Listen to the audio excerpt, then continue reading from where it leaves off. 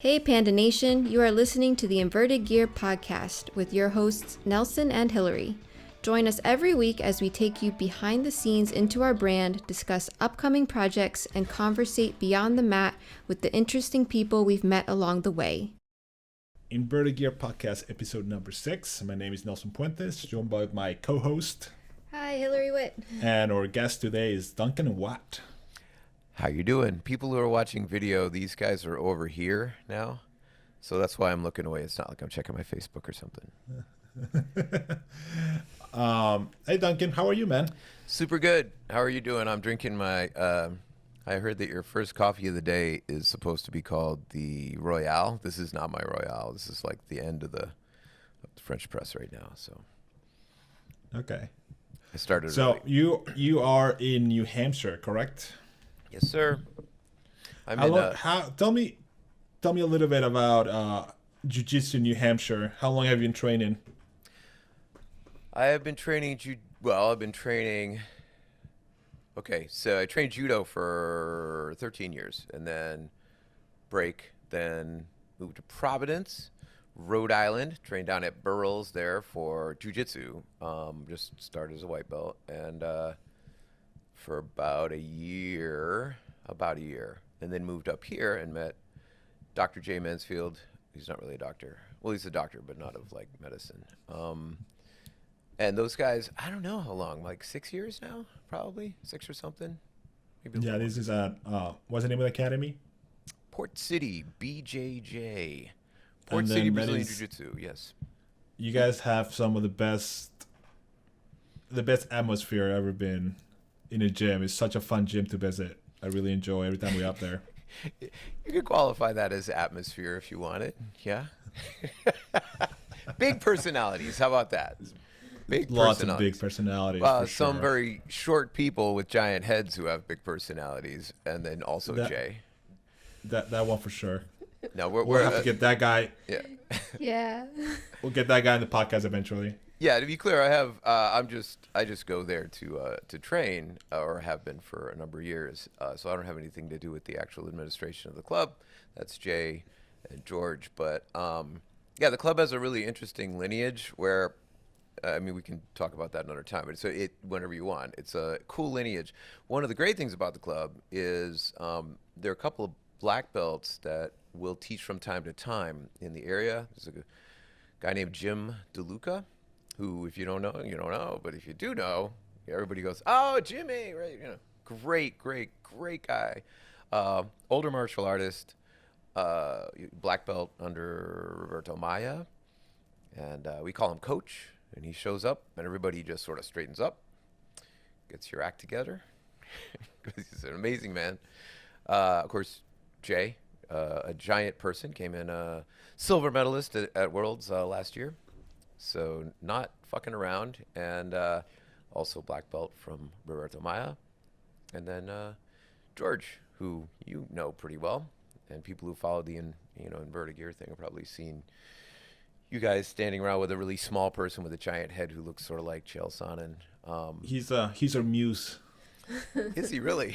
You did didn't you do a collab with his? Yeah, we thing? did a collab with him with George runs Tortuga soap. Yeah, so we had a panda washing himself with a turtle. Yeah, because the Tortuga is the turtle, right? Yeah, And So we do need to bring that back. And the other thing too is like I think we gave him a pair of shorts when he ordered a gi one time, and then he's wore those things everywhere. Yeah. Like he was training, walking around town. I think he ran a freaking marathon on them.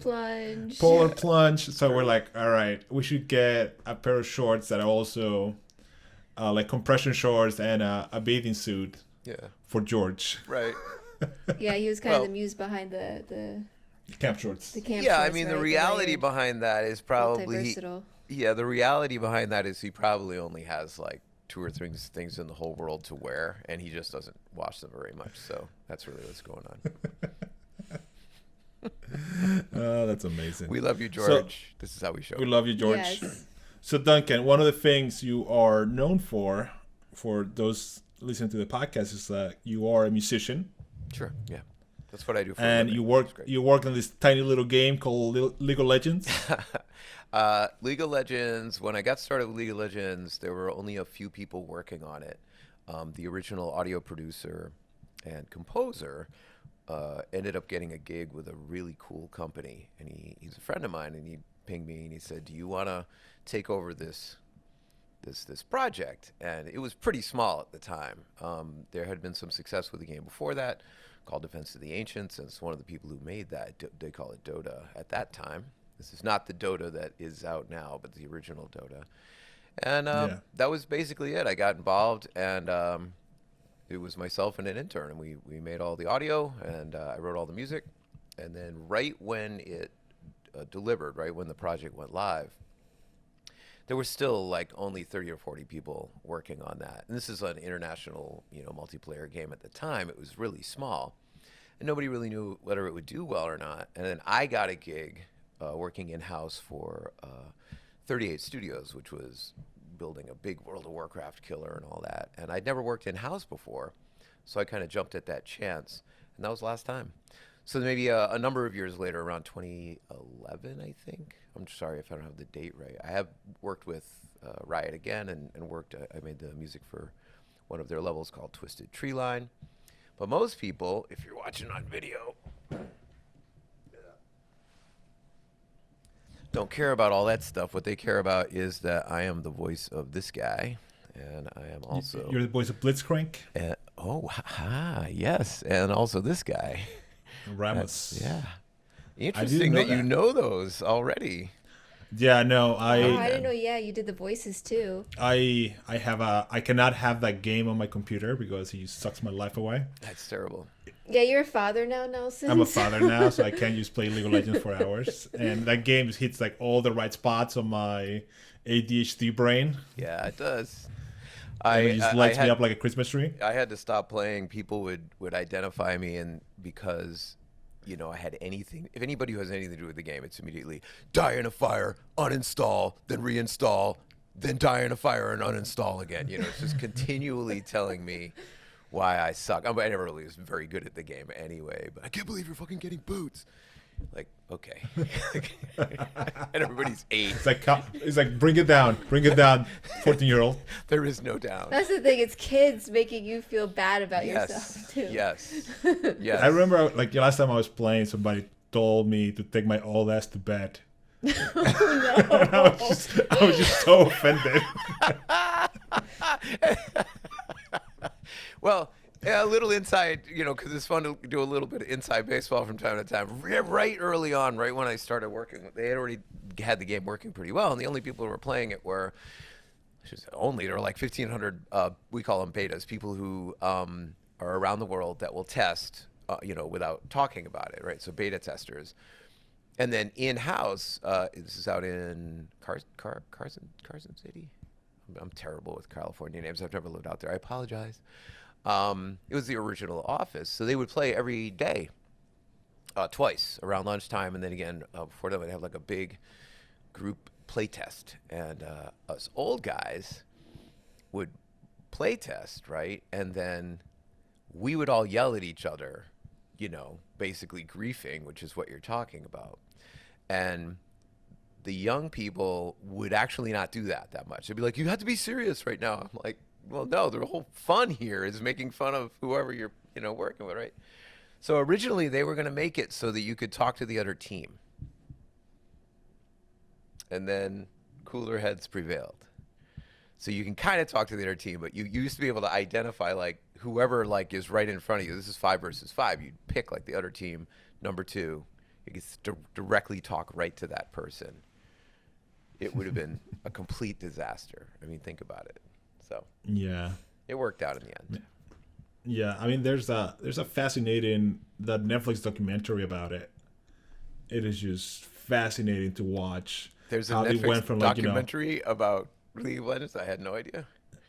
Oh yeah, we'll link it in the show notes. Yeah. And wow. It's just fascinating to go see the story from like how like you're describing like the small team beta testing this game to where like the game launches and then they start pushing into esports and like, you know, they're feeling it now. Like there's arenas. Well, before COVID, there were arenas full of people watching these guys, like, you know, play 5-on-5.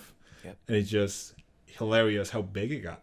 Yeah, it is. It was exciting. Like they even had like a spoof of an event that you're talking about on what was it, the Rock football show where the guy wanted Ballers, right. He wanted to leave football to be a professional gamer. Right. Yeah. And they were actually right.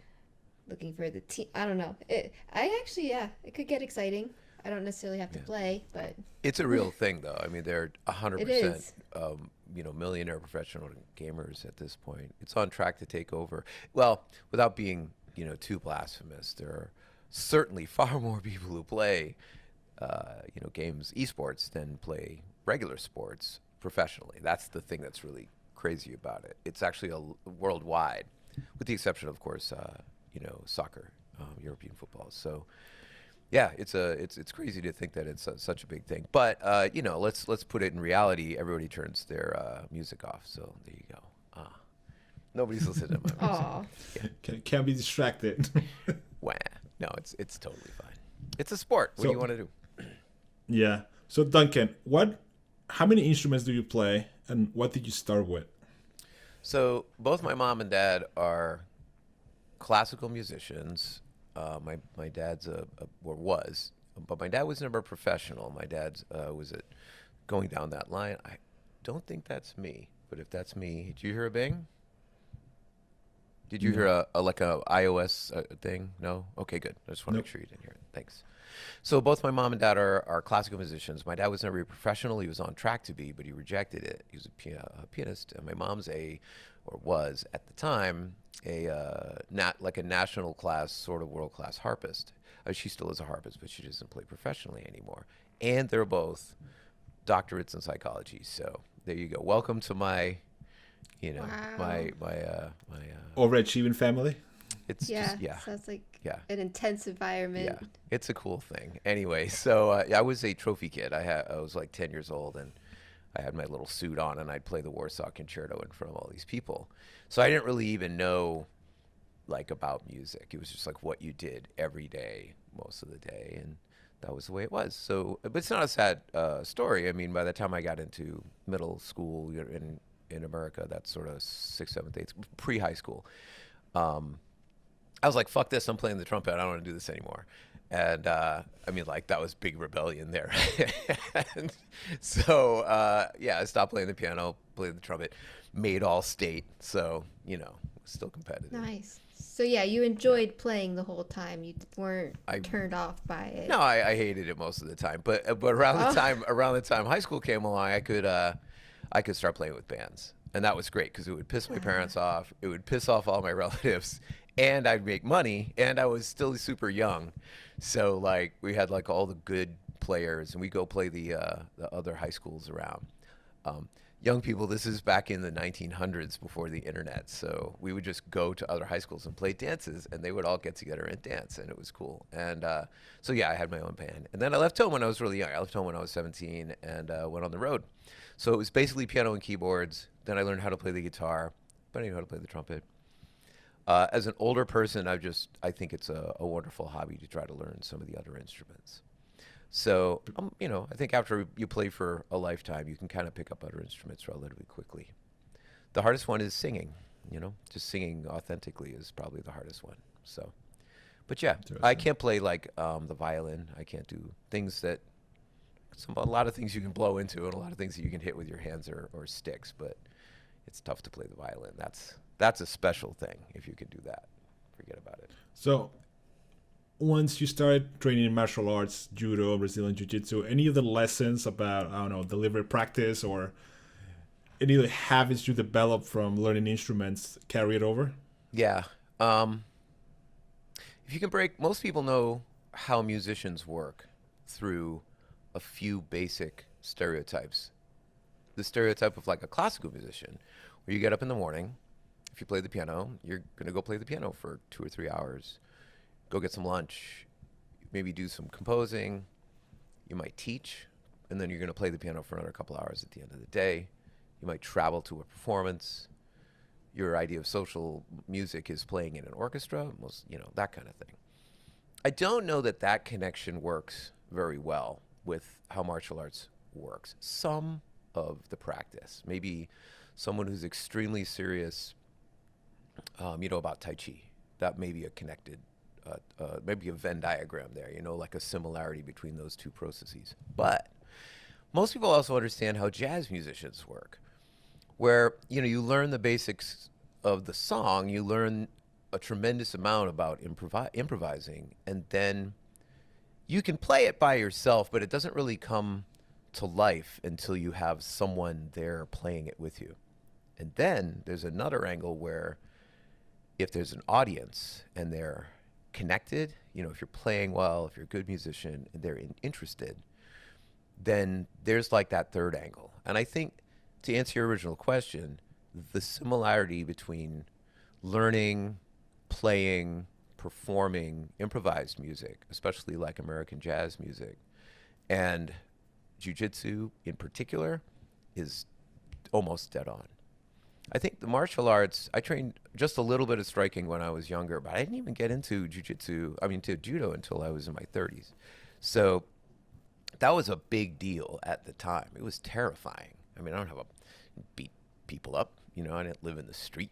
It's not, and I'm, of course, you're getting involved with people who do beat people up and do live in the street, like I don't come from those kind of backgrounds. So it was terrifying. So I could really relate to, older people who are getting involved in the martial arts, especially jiu-jitsu is pretty cool because the end game is sort of like a checkmate. Whereas going to an MMA gym and, maybe trying to kill some demons and tying it on a little bit, the end game is like you get smashed in the face, and you're like your body shuts down, right? So I think jiu-jitsu kind of hit all the buttons for me. Judo was great, and it was a very special place I was at, but that was tough. The connection is, if you don't train, everybody knows, if you don't train for like 2 weeks, it goes away. It doesn't actually go away, but it goes away. Like the feeling that you can just immediately respond to a moment goes away. And that's what it's like to be a musician. I'll never forget how to play the piano, but if I don't play all the time, I lose my connection to the instrument. And if I don't play with other people all the time, that's where the real disconnect happens. So there's a lot of people who've been, left out by COVID who are going to come back so strong as vaccinations go through and all that kind of stuff. Same thing with music. So I had this little group of people that, I'm divorced. I have my dog. I don't live with anybody else in the house. My kids are out of the house. So I'm in a kind of like a special spot where I can play with other people from time to time. During the summer, we have this great fire pit. We just hang out outside out in front of the fire pit and play acoustically. But there's absolutely nothing like playing music with other people. And there's absolutely nothing like doing martial arts with other people. You can do it all by yourself, but it just doesn't work. And the last connection is toughness. I think most people figure out really early on that with martial arts, toughness isn't really about being able to withstand pain, because pain is not that bad, assuming you're not being injured. It's about convincing yourself that everything's fine, like you are in control, your breathing's fine, and you're going to do this, regardless of how bad the situation is. We all know most people don't lose because, when I say lose, I don't mean competition, but I mean kind of drop the ball and lose their toughness. It's not because you're getting hurt. It's because you're intimidated, or you came into a situation intimidated. To this day, I still have a little mental block throwing guys like you, or Jay. If you said, "Hey, let's do some judo," I don't know, man. You're an upper belt. I have respect. We're gonna have to go for a while before I'm coming in and really trying to throw, because it's not really intimidated, but I'm just not locked into the idea that I can go full with someone. You see what I mean? That's going to cause a problem. If I were a competitor, then obviously I'm not going to have a problem with that mental toughness. So those are the things that I battle, even after all these years, is sort of staying super mental tough in tough situations, not because it hurts, but just because I want to be respectful, that kind of thing. Well, that stuff is exactly the same with music. It's exactly the same. If I'm playing with someone who I feel, comparable to, it's easy. If I play with someone who is far better than me, it's, in the case of music, it's even easier because we're usually working together. But if someone's challenging, really going after it, I got to stay tough. And I got all that stuff from martial arts. Wow. That was great. It's the same thing, man. I love your use of the word toughness for it, or sometimes you can also call it grit. But it's so funny when you see people start and one, they're not used to functioning with a high heart rate. Right. It's the simplest thing, right? It's just my heart rate the heart rate goes up. Yeah, heart rate goes up, and then they're like suddenly they're like looking around and they start breathing really heavy for no reason. And no matter how many times you've been showing them, like, okay, this is how you escape mount. This is how you get out of this arm bar. And they can do it fine when we're drilling, but as soon as we put some resistance in and, we get sweaty and then, heart rate starts going up, they start breathing heavy, and everything they learn goes out the door. And this is especially true when you see white belt matches, and it's just chaos. Well, so I'm lucky to have been teaching for forever, not martial arts, but music. And you see the same thing, which is you can do it in practice, but you put somebody on a stage, or it's not even stage. You just go have them play with other people. I think the parallel there isn't necessarily whether they have the technique or they forget the technique, but it's that when tested, the confidence to know that the technique is going to work is probably not there. So I think what grit means in that situation is, are you willing to focus, deal with the situation, and get back to doing the technique correctly? Or are you going to go, oh, this will never work, I'm just going to fucking go for a heel hook or something? You know what I mean? Like, just blow it off. Or I'm so strong, I'm just going to squash this guy. And you're going, I think the grit is more like what you were saying, like keep your heart rate together, keep your breathing together, trust that it's going to work.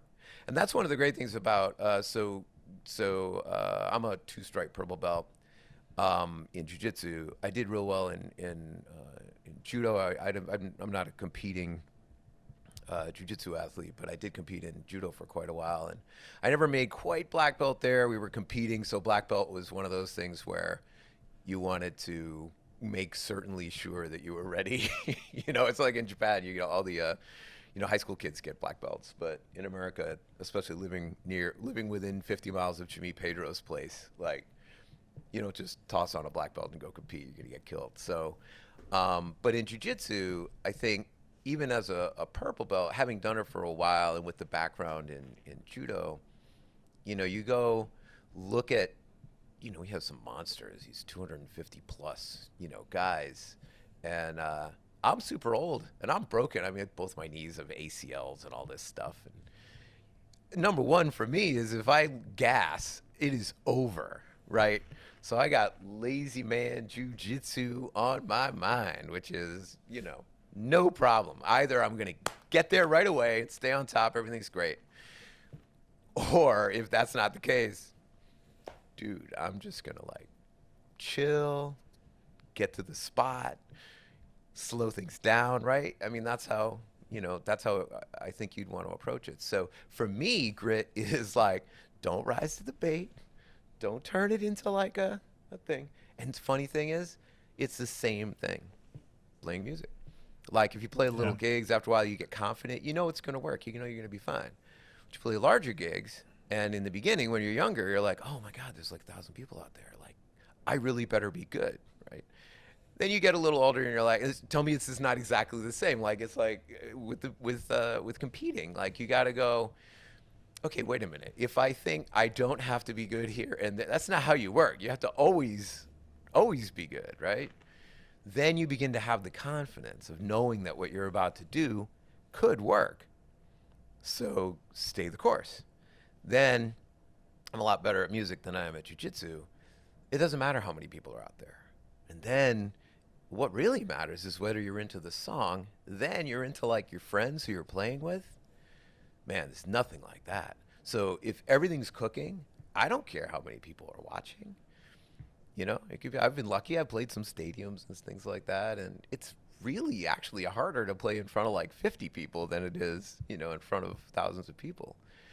And so the parallel is almost exactly the same, except in music, when you screw up, like people just get super passive aggressive, and in jiu-jitsu, when you screw up, like it wicked hurts bad. So that's always a thing. Yeah, you bringing up the point of starting like smaller venues and just making sure everything works.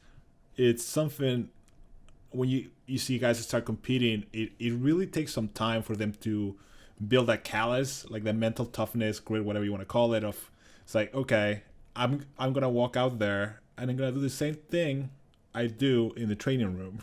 Yeah, there's nothing different. Now there's a referee, and we're going, like, you know, we're in front of people, but nothing changes. What I used to tell when I was teaching jiu-jitsu, I was tell my, especially when I had like white or blue belts competing, I'd be like, hey, look, like you're training with purple belts, brown belts, black belts all the time. You're competing against another white belt. Your training partners are tougher than the guy you're competing against. it's true. So do the same thing you do in the training room. Especially when I had guys that wanted to do MMA, say, hey, I want to do an MMA fight. I would tell them, say, hey, like you have never competed. How about we baby step this? Yeah. How about we do a grappling tournament? Yeah. And you show me you can get out of mount under pressure. Because if you get mounted in a jiu-jitsu tournament, you lose 4 points. If you get mounted in an MMA fight, you're going to get your face punched in. Yeah. Well, I think you're dead on. And the question is, how do you build that confidence? You know, I believe that in the case of music, hey, Jay, I'll call you out. He hates it when I do this. For me, I like the old, it's part of the samurai code. I originally thought this was Musashi, but I was wrong. It's a samurai code where he goes, there's really 3 ways to lose. And I'll talk about it in terms of music, which is, one of them is hear and tremble, right? Which means like, you're like, oh man, like this is such a big gig. And I mean, I don't even know if I'm going to be able to do it. And everybody's better than me. Okay. Then there's, you're fine, but then you see and crumble. You're like, yeah, practice. It's good. We know the songs. It's going to be great. Setlist is great. You go there. Classic one with music. People who've been in bands will completely jump on this with me, which is where everything is great, and you look over at the band leader, like you're in the green room before you go out, and they're like, we got to change the set. Like, let's move this one to here, and then we're going to lose them about halfway through, I can tell. So we're going to have to do these things. And you're looking at the guy going, you're the leader here? Like, just play the set. People already paid money. Like they already paid. Like they're into liking this. Like, no, we're gonna be, or halfway through a song, they turn around like, take a solo. You're like, whoa, buddy, chaos, right? There's that. And then the last way to lose is weak legs, you know, in the samurai code, which is that you just didn't train. And you know who knows it? You, right? And you're walking out there, you know, I could have trained more. I got hammered and didn't train a couple of days. I'm not thinking. So a combination between hearing and trembling, seeing and crumbling, and having weak legs. Can you imagine being a white belt in a jiu-jitsu tournament? Especially as an older person. Maybe also you're like in a powerful, you're a business person, you have some power. You're about to get your ass handed to you because you're not mentally prepared on any of those levels, and you probably didn't train that much. So I think the solution to those kind of confidence issues with music and martial arts, any kind of performance, is number one, fucking practice every day, you know, all the time. There's never a day that I'm not playing something.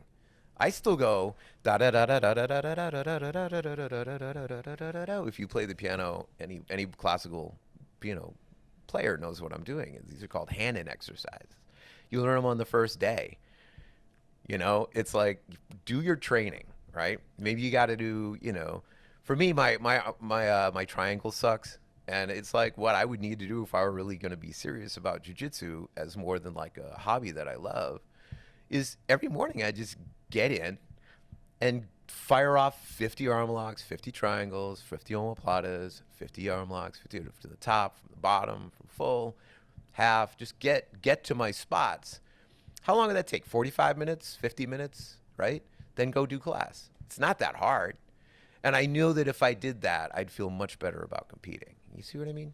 So I think there's that, and then of course the experience of just going and doing it over and over and over again. How about you? When did you guys feel like, well, are you confident when you compete? I mean, I realize you're not super competing right now, but how long did it take you to feel that, A few years. And there was a point when I was competing every month, sometimes twice a month. And like I tell everyone no matter how much experience you have, you always have to deal with your butterflies and your insecurities. Yeah. And like you said, is like the lack of legs. One of the things one of my coaches told me is like you never jump on a tournament short notice if you feel you haven't trained enough. Yeah. Because you're going in with a built-in excuse. If I lose, oh, it's okay because I really didn't train for this one. Built-in excuse in music. Look over at the person leading the band. Excuse me. 5 minutes before the show. Most shitty bands, that guy or gal, which is, by the way, this is completely not gender specific. It is both sides. It's a lot. We'll talk about that in a sec. But if they are grabbing a shot, if they're, smoking a bowl, that's their built-in excuse, 100% of the time. It's because, well, what the fuck? I mean, I was half hammered. Like, what are you talking about? If you want to, have a shot of whiskey before you play, great. But if you're holding it out as a business, it's literally what you just said. I'm like, why don't we go play really well? It's like a pre-crutch. It's even worse. Like you go out knowing that you have this problem. Or the band that shows up an out. Yeah, the band shows up like a half an hour late. I don't know. I think the problem with this is both music and especially martial arts attract people with whatever ADHD or just like really super hyperactive minds. It also attracts people who are addicted to chaos, right? And if there isn't chaos, they're going to make chaos. I think the difference is in martial arts, it's kind of hard to be an addict and be in martial arts. Sorry, I'm talking really seriously right now. If you want to be more funny, we can skip this stuff, but you can certainly be an addict and be a musician. And so I think if martial arts was way easier to do and you didn't sweat as much and it didn't hurt as much, you'd have a lot more addicts, in things like jiu-jitsu, just because it really does pull that, around. I got involved in judo because I didn't feel like I could control my life, as you can imagine, growing up the way I did. So I had kids and I'm like calling my dad and going like, how should I, handle this? And I'm like, that's not how you're a parent. I can go find something that these people cannot do. So I kind of went all the way over to the other side and, started at this judo club in the basement of some building. And this giant guy, and I had played, this is so embarrassing, I had played relatively high level racquetball at the time. I remember going in, like, oh, I'm going to be fine because, I'm an athlete, kind of.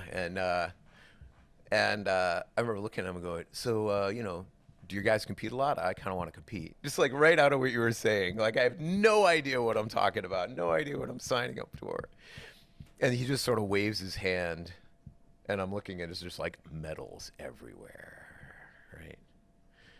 And he's quietly looking at me going, I'm answering your question, but I think you have a little ways to go before you go and try to just go compete. Because you can just hop into a racquetball tournament anytime and see how it goes, right? And we live, Jimmy Pedro's probably the leading exponent, pronoun, of judo in America. He was one of the first Olympian and coaches the Olympic judo team. And his place is 40 minutes from where I trained. So competitions were really, really heavy. But what happened was I realized that if I just get involved in this, as soon as I got my ass handed to me really fast, judo at that time especially was pretty rough. The deal was they limit very heavily what you were allowed to do as you went through the first year so you could go fucking ham all the time. So like all the white belts were allowed to do was what they call hold downs, right? So basically pins, and that's it. But they did it, and we'd start from knees. But they did it so you could just animal chaos on day one. There's no flow, anything, right? And so it's exactly what I always said that. Like, imagine if you jiu-jitsu instructors, which I think is a terrible idea, by the way, leaned into the white belt chaos. And we're like, all right, white belts, here's all you can do. All you can do is either take side control or mount, and that's it. So go. I'm keeping score. Let's see who wins. Just like war. That was basically how we started judo. And then they're like, all right, you are now allowed to put on only lapel chokes. Go ham, And so I don't think I like stood up and tried to throw someone for real, like Randori, like free sparring for a year, because it was just always killing each other. But the best thing was I was able to go back to the, get out of, everybody knows, you get out of training, you go home, and I'm like, okay, well, now I'm a dad. Now I got this. Like, I don't need people to tell me what to do, because you kind of walk around the world going, wow, I have a window into this badassness, and sort of, from my world, I lived the life of the mind until I was 30. I had a little skiing, and tried a little bit kicky punchy, but it wasn't very good. And this taught me to at least learn a little bit about living the life of the body. And I think when you live those two things in parallel, the world kind of opens up. Awesome. Yeah. Yeah, go ahead. I think one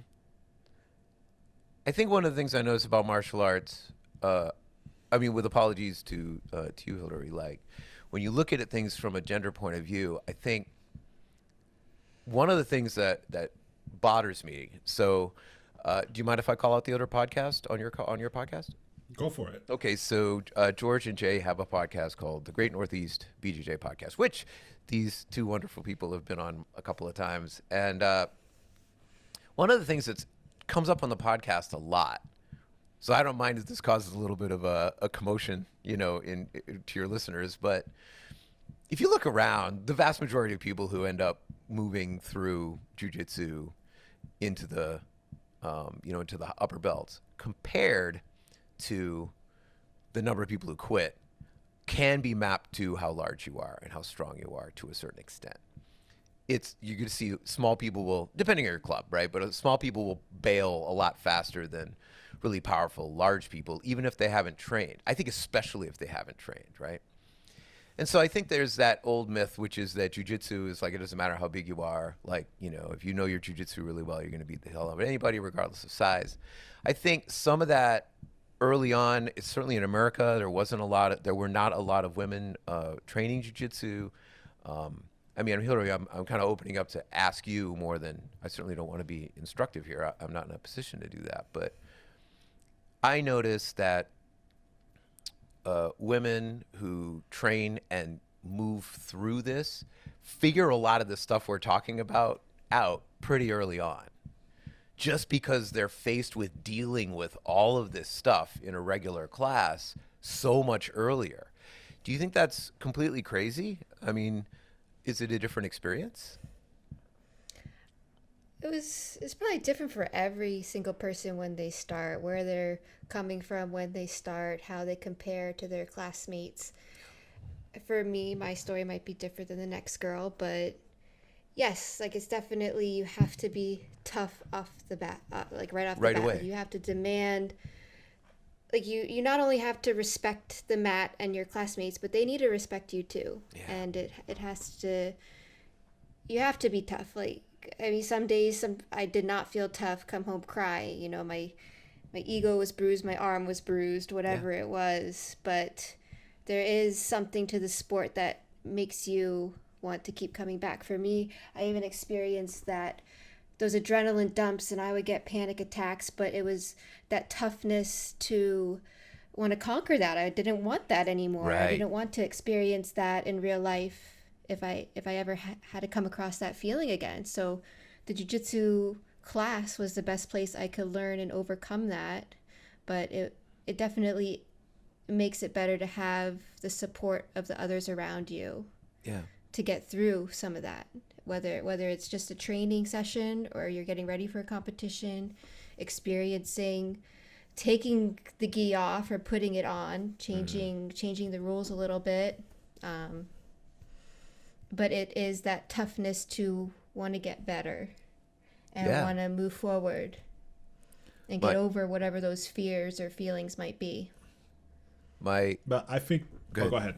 Well, what I was going to say was I don't want to compliment George too much on this podcast because his head is already huge enough. But he did say two things to me that map exactly to what you said. I was getting frustrated maybe 3 years ago because I really started to feel old, body-wise. I mean, I would hurt my shoulder and I would be out. The shoulder would be bad for a year. I still have a little issue like the last time I hurt my shoulder, where I used to be able to be fine like 2 weeks later, and I don't have the same gas. Knees are shot.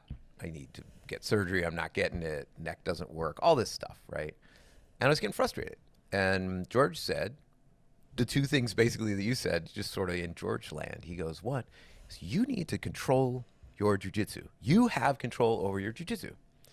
I'm like, what do you mean? He goes, if you don't want to train with some 250-pound guy who's, training for pans, who's going bananas, don't. I'm like, yeah, I mean, I have honor, and that sucks, and fuck that, And he's like, no, you got to control that, right?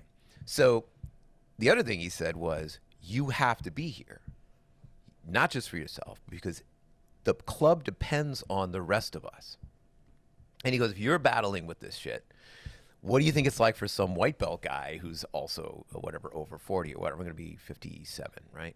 And he's like, you have to be here. Like, you're part of the club. You're part of the reason why it works.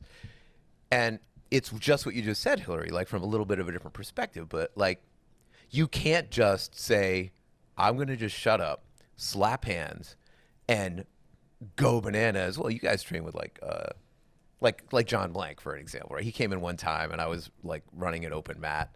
And I'm like, hey, well, let's, roll for a second to figure out if I can trust you. Dude was awesome. Like the nicest ass kicking I've ever gotten. I got nothing. That's a great way to put it. No, he's literally like lying, like politely and not patronizingly, basically giving me north-south, at which point he goes, whoop, and I am now choked out. And we're like, I've never met anybody who's got that kind of flexibility and power in those spots and all that. Totally sweet. But the bottom line was, if his attitude was a little different, I'm just going to go, go train with that guy over there. And that, do you know how much maturity it takes to be able to do that? It's really hard.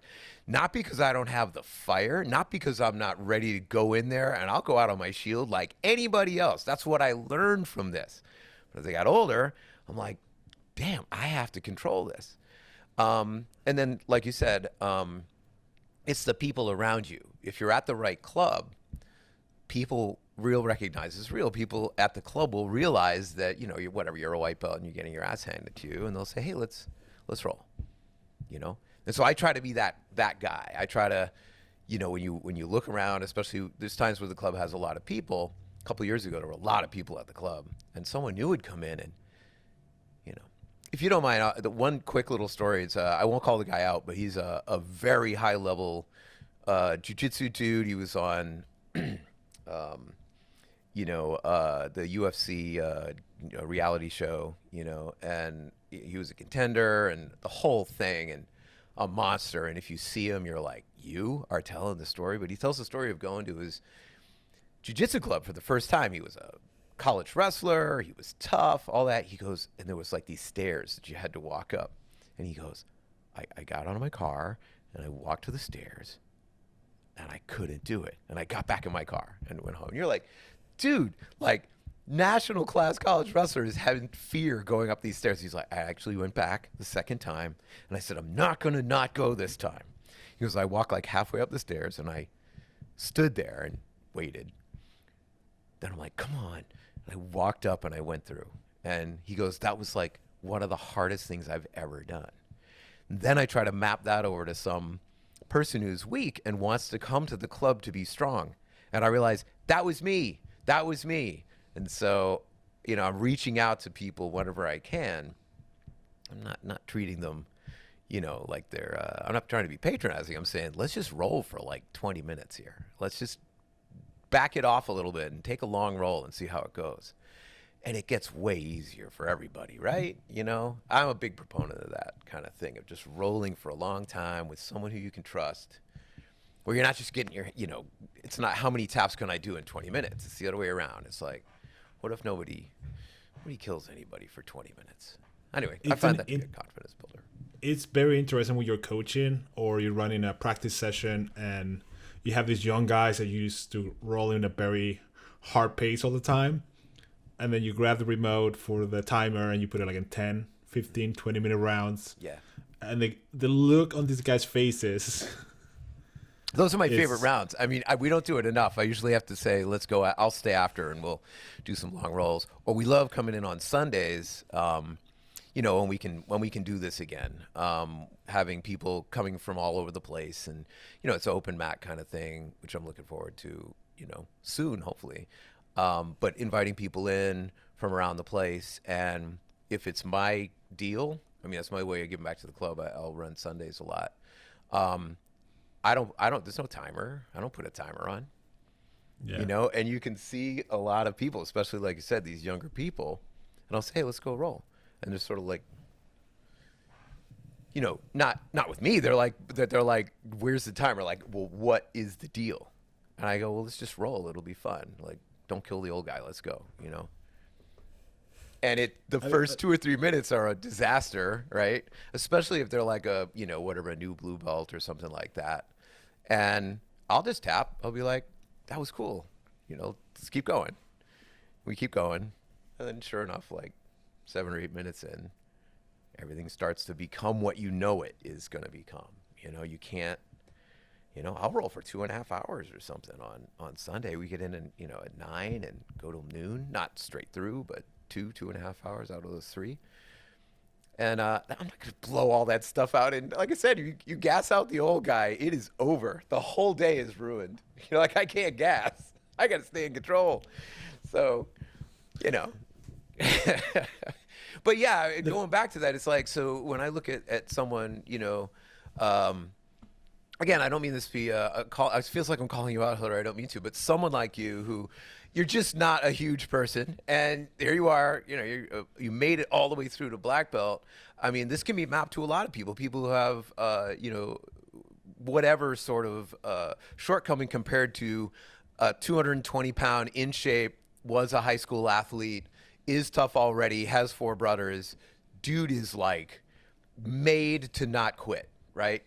You know, and so people who come in who are, like I said, are again, regardless of size, may be mentally weak, may not be prepared for this, or someone who is, but is just giving up 100 pounds, someone who's intimidated, someone who's been abused, someone who's, you know, seen combat, or someone who comes from a terrible background. All those people have their shortcomings, right? And so I know that if I look over and I see someone like you, Hillary, in the room, I know that 1, I'm in the right room, and number 2, I know that I'm going to be able to get something out of this. And it's not a gender thing or anything. It's that anybody who obviously overcame a lot of shortcomings in order to be able to see it out also lights up my honor thing, which is like, well, I can't be weak at this point. This is not a good time to be weak, you know, like. So we see I love training with older people. Regretfully, there are just not that many older people to train with, at least in my experience. There are a number of older black belts, but a lot of people just, you know, when the body starts to go, you're like, you know, screw it.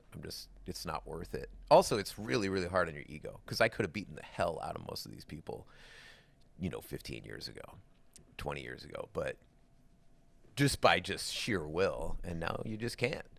So Pedro Sauer said it for me, which really brings me a lot of power and makes me feel a lot better. He goes, Pedro Sauer is one of the older American early black belts, and he said that young guy jiu-jitsu is arm wrestling. He goes, there's technique to it, but it's really going to come down to who wants it more, and also how strong you are and how big you are, right? And he goes, old guy jiu-jitsu is all lies. And so that's my whole game. It's based on lies, lies, lies. That's it. I want you to go here because I really want you to go here. And when that happens, it's great. It hits all my, like you said, it hits all my buttons. I feel real good now. I'm like, oh, really? You didn't think that was going to happen? Too late. Lazy and sneaky. Lazy and lying all the time. So I know that you were a judo guy for a while. I don't know, Hillary, if you studied judo, but it's even worse with standing up trying to throw, because obviously it's way easier to just pull over a certain age. But what you realize, it was actually required. What? Where I used to train to get your purple belt at the University of Jiu-Jitsu in San Diego. When I trained there, it was required to get your purple belt. You had to have at least a green belt in judo. Awesome. There was a judo program at the same building. Yeah. And amazing. So that was required. Yeah. And that shit hurt. Yeah. But you learn how to fall. You learn how to give and take. Yeah. And it really helped make the game better, to be more well-rounded. Yeah, I've hurt myself far worse in judo throwing than being thrown. Far worse, because it turns into a yard sale against somebody who's defending, and who knows who's going to land where. Especially with the 1 foot throws like Uchimata and Haragoshi, where for that one moment, all of our weight is all up in the air and it's all on my one knee, right? And so when that leg buckles, things like that. But it's even tougher. We get to train every now and then with Rick Hahn, because he lives in the area as an Olympic judoka, and he has this throw called Harai Tsurikobayashi, where he basically steps in twice, and while you're moving back, one by one, those legs disappear. And then you end up tabletopped in front of the guy. Basically, you're facing up at the lights, you're about shoulder height, and you're going, please return me to the earth without, harm. And he's the best. I mean, he's the best. You go like, and he goes like, just like catch right before, and then lets you down. You're okay. And then he destroys you. But the point being that I realized that the same thing happens with the stand-up. That there's no way I can't practice shooting 25 doubles, because my knees will blow up. So for me, it's all about, you have to go this way, and then when you move this way, I'll get you with the foot sweep. If I get with the foot sweep, I'm not even breathing hard. And the only reason I'm going to get you to go this way is if I move first. So all the way back to that original thing, this is the same thing with music. It's the same thing with performance. It's the same thing. You don't actually have to. It's not a matter of just exertion, right? You got to, if you really master the idea. The second song you play was setting up the last song. The fifth song you play is setting up the last song. The way the arc of the song goes, and the way the arc of the moment goes. If you don't mind, one of the things that might be interesting here is we're talking about things that we have in common. One of the things that we probably don't have in common, certainly the listeners and me, would be, imagine if you played music like that, but I didn't control what was actually going to happen in the music. The listener did. Right? That's different, right? So that's what's fascinating me right now. And if you really, problem is we can't make a connection to martial arts because it's hard to do unless you really understand it. But in short, when I make interactive music, games use interactive music. The closer you get to the giant golden bunny, the louder the violins will play, and will change key, and it'll become more glorious. But if you walk away from the giant bunny, it'll go back to normal music, and right? But see, the composer doesn't know when the player is going to go by the bunny. You see what I mean? So there's like this control element that you give over to the player when you write what we call interactive dynamic music. The music changes according to the player decision. Even in League of Legends, if your team is playing, and then if you're on Twisted Tree Line, I could speak to, and then the game knows you're probably going to win, you're actually going to hear a different part of the music towards the end, and then it's going to build up when the AI, when the game knows that it would be very hard for your team to lose. But if for someone goes ham in quads or something, and then they grab an inhibitor, you'll hear the music will drastically change for everybody on your team to become supportive. It'll be like, don't worry about it. You got this. You're going to be fine. And if you're about to lose, it's really trying to get you to be okay And then when you lose, it totally gives up on you and plays super defeat music, which is great. So you see the parallel? I know it's hard to make because it's hard. You have to imagine what I'm talking about, but that's the parallel to martial arts. You know, like Nelson, if you and I roll right now, I am only going to have a little bit of control over this situation. And it's probably going to be mostly the control that either you let me have because you're trying not to kill me, or I lied to you successfully for a short period of time. But that's about it, right? So I don't know how my jiu-jitsu is actually going to work until I actually roll with you, because you have control. I mean, as the superior athlete. You see, that's what it really feels like. So it's one thing. Playing music and improvising and playing in front of an audience feels like what it's like to do jiu-jitsu when I'm the dominant player. So if I'm rolling with the new white belt or whatever, that's what it feels. That and music feel almost the same. But when I roll with one of you guys, and you're just, you know, you're basically trying to be polite to me, I have so little control. That is not what it's like to play music. Music, you're never that far out of control. I remember but interactive music, man, it's exactly the same. I have this story. We were visiting our friends in Mexico, and one of the guys that runs an academy down there is like this. I believe he's a brown belt now. At the time, he was a very competitive purple belt. So I rolled with him, and I actually rolled with him, and like, you know, gave him pressure, gave him my A game, and submitted him a few times. And at the end of the roll, I talked to him and I was like, "Hey, man, like you're getting so much better." And he's like, "What are you talking about? You kicked the crap out of me. You control the entire roll." And I told him, I was like, "Hey, yeah, but I had to work really hard to do that to you, dude. Which used not to be the case." No, I get it. I totally get it. Validated. You know how hard it is to hear that. Yeah. I mean, you guys probably both started, well, I mean, obviously both started relatively young into this whole thing, but I mean, so I'll direct it at the listeners, not at you, out of being polite, but it's coming at you again. You know it's coming for you later on, right? You know this, right?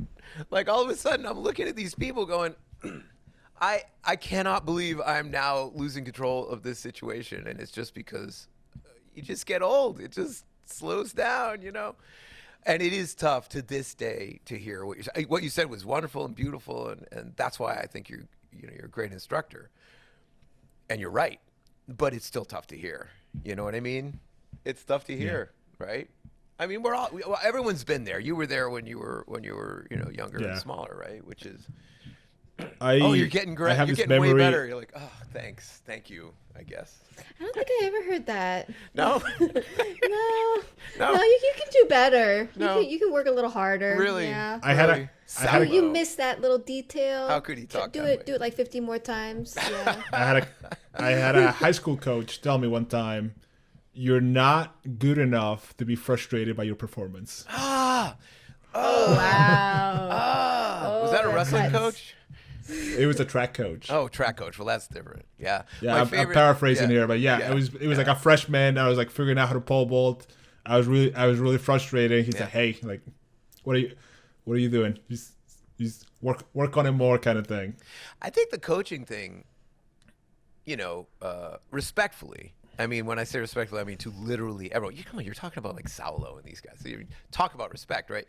But respect to everyone, named or unnamed. I think the biggest difference between my experience with judo and my experience with jiu-jitsu was that judo is really codified. It's really organized. If you look at the Gokyo, you have your 8 sets, and you learn your 5 throws. I'm sorry, I'm doing that backwards. It's been a long morning already. The bottom line is you learn your throws in groups. They make sense. They go together. Even when you compete, I think the idea of how it's instructed is sort of codified in an old way because it had been instructed for 150 years, right? By the time I got involved in it. I think jiu-jitsu, early on, especially in America, had that problem of people who were really good at winning would just start being coaches. And so I think now with the introduction of, people like Danaher and the other people who've really tried to slow down and organize what's going on beyond these are the, whatever, the 15, 20 things that all white belts learn and what everybody else does. Or these are the 15, 20 things that we call fundamentals, and this is my style, so all my students will learn it. I think now with the internet and Danaher and all that. So I guess the thing I'm interested in, and maybe you have talked about it on the podcast before, is can you make the connection between someone who's a hobbyist, which is pretty easy in judo, and somebody who is like really competing hard? I mean, look what just happened. If you throw heel hooks, or we'll say leg locks, I don't even know exactly how it works, into the IBJJF, like that's it. I'm never competing again. I can't. I'm not going to compete as, even if it's like a 40-year-old with leg locks, And then you guys, you got guys like Gary Tonin, who I love. He's been to the club a couple of times. I know him personally a little bit.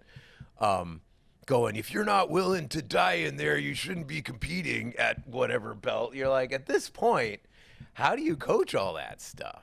How do you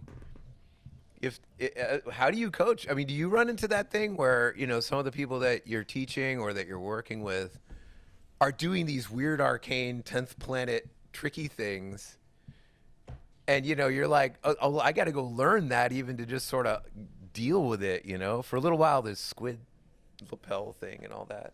Or do you find that that's like not a big deal? Or do you say that's a special kind of coach? Dan Gable's going to teach this kind of wrestling.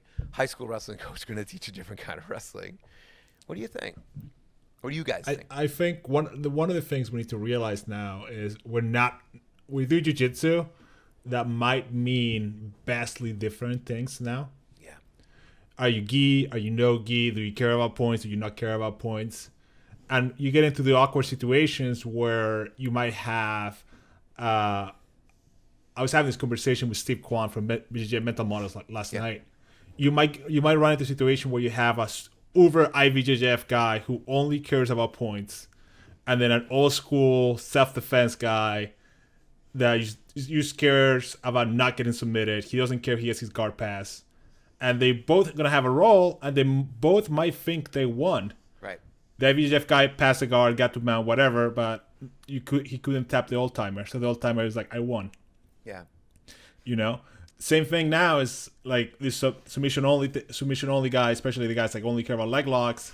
My role with a guy that's like IBJJF only before the rule change. It's like, yeah, I don't do that. We're not playing the same game anymore. Yeah. So at this point, we had a conversation with Matt earlier, Matt Curley.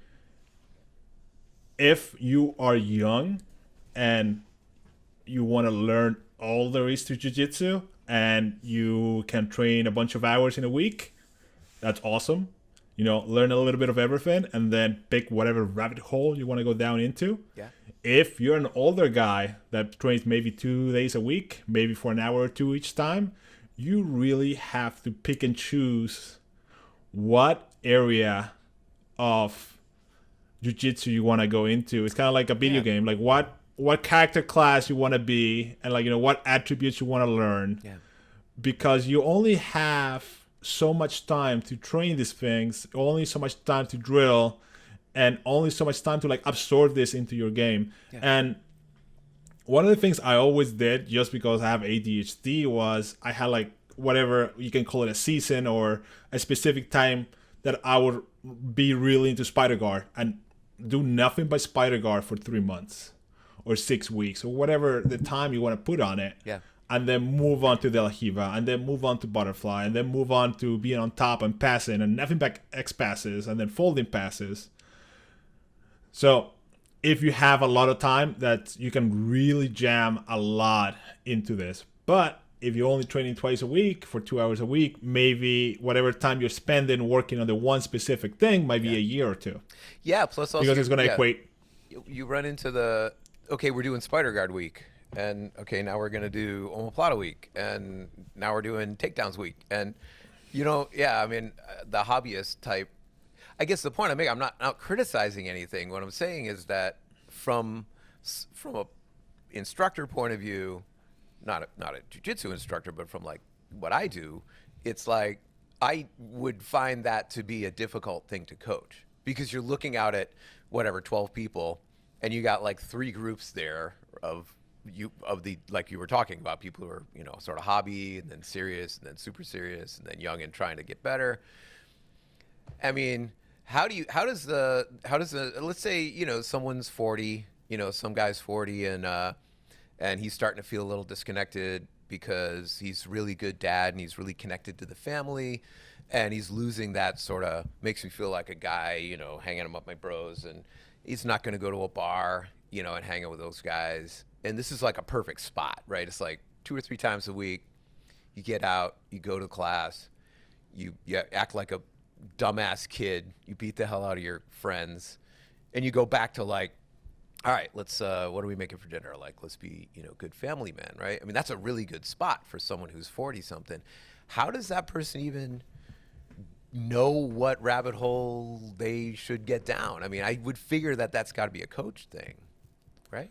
I really think, like you said, the coach's job is exposing you to all these different games and all these different possibilities. So you said, like, you know, there might be spider guard week, there might be an omoplata week, there might be a butterfly week. So knowing yourself and taking ownership of your own learning, because I really think, like, you know, after high blue belt, purple belt, you really need to model your game by yourself. You really need to figure out what little traps you're setting, what's working, what's not working, what are the holes in your game. And you need to put the reps in by yourself. And then, like, you know, if your coach is showing you these things and you get to try everything for a week, like you said, like, you know, we have this this evolution and whatever the training program is, and you go into these different things, you're exposed to different things, and then you can pick and choose, like, oh, like, you know, especially like older guys, like, oh, like, you know, spider guard, like, he might be have bad knees, might not be the best thing for you. Yeah, man.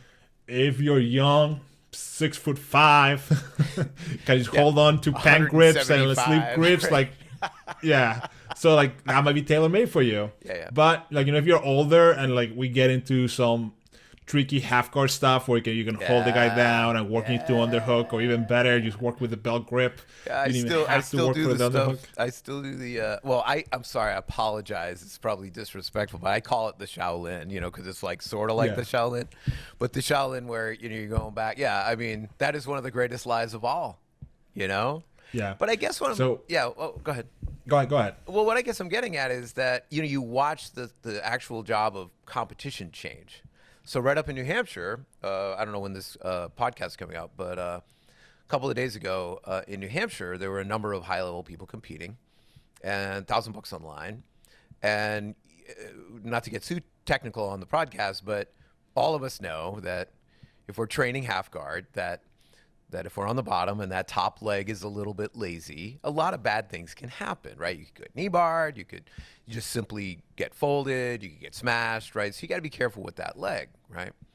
So you're talking about no-gi, the half guard is kind of different, right? You don't have the same grips. Dude just pushed back a little. Dude on top went estima. Like, it's the easiest thing in the world to do. We all know this. But we don't really practice it in training the way you would do it, because everybody knows if you get esteemed, you can kind of just turn under and move. Now, if you estima me, this is great. Like, we have different rules in our world, which is that if you come up close to it, all you have to do is, like, look like you're going to estima me from half guard. I'll be like, oh, tap, no problem. Good job. I'll do better. I'm not going to even feel any pressure, because you're going to tear my old knee here into like 7 pieces, even being nice, right? I just got to be really careful. But the dude just goes, bam, it's on. And he wins, and, you know, obviously the ankle's broken, right? And so you see, like, all of the answers in social media, like, is that a dick move? Is it the right thing? It's like, no, it's totally fine. They got $1,000 on the line. Guy's ready to die, you know. And turns out the guy who gets hurt is Danaher's, whatever, the training part, the one he films the videos with, or many of them. And he's all like, no, it was my fault, and da-da-da-da-da. And it's funny, because the old guy here, I'm feeling like we're losing a little bit of control, the old people, I'm not talking about rank, over, like, sort of the honor of how this works. I don't want to look at my own kid, if that kid's in high school, and say, yeah, go to a no-gi tournament.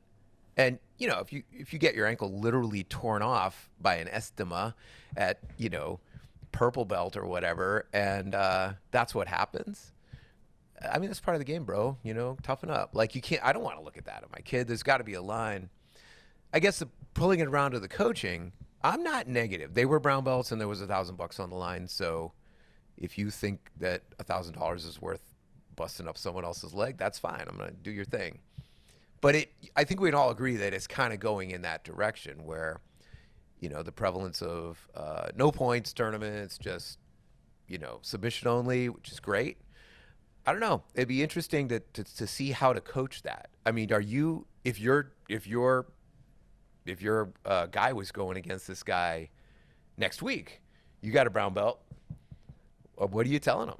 Are you telling him don't pull half? Are you telling him break the guy's, you know, fucking crank his neck in a guillotine or something? So before he breaks because he was going to break the next one too, right? I mean, it's on now, you know. The thing with like steamas, one of the reasons I stopped doing them was, one, at the time they were not.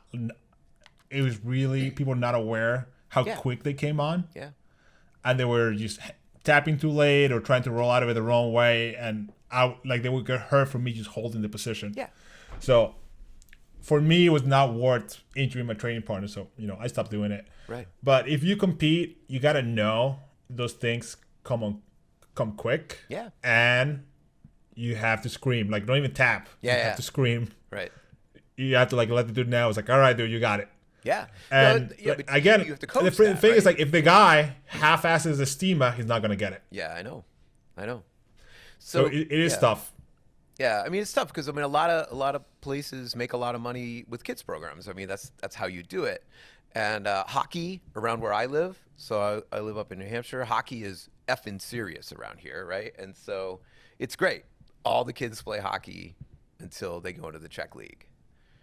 And you see these kids who are amazing with the puck, but then they get old enough, I don't know how old that is, like 12 or 13, and they just go in and they literally get, like, bug smashed into the boards like 5 or 6 times, and they quit because they realize they're just not big enough. It's a different game.